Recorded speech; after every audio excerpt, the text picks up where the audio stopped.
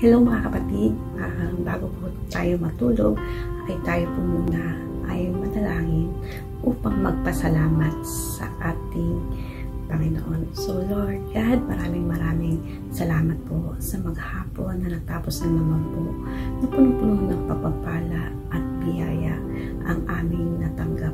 Hindi nga po matatawaran ang inyong kabutihan sa inyong mga anak sa araw-araw na ginagawa nyo sa amin.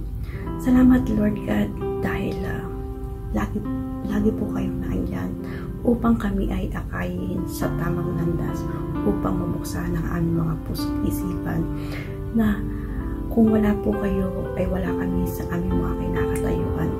Tunay nga po napakabuti nyo dahil sa sobrang pagmamahal mo po sa inyong mga anak ay lagi nyo po kami iniingatan sa lahat ng mga sakuna, disgrasya at kung ano pang masasama na nagnanais sa aming buhay.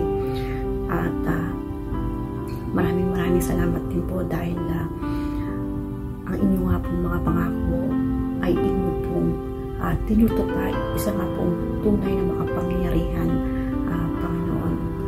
At nawa po sa gabing ito, Lord God, ay patuloy niyo po kaming bantayan, ingatan, at yakapin ng inyong banal na espiritu upang kami makatulog ng mahimbing at ang aming mga anxiety at depression ay mawala po, Panginoon, dahil ikaw po at ikaw ang aming kasama ay makakatulog po kami ng mahimbing sa gabing ito kasama po ng aming mga pamilya. At nawa po, Panginoon, sa pagkamit sa aming pagising ay bigyan niyo po kami ng iba yung lakas at pananampalataya na walang hanggang pagpupuri at pasasalamat sa inyo, Panginoon. Dahil sa inyo lang po ang kapurihan at kawalhatian magpakailanman. Kayo po ang aming Panginoon at tagapagligtas ng aming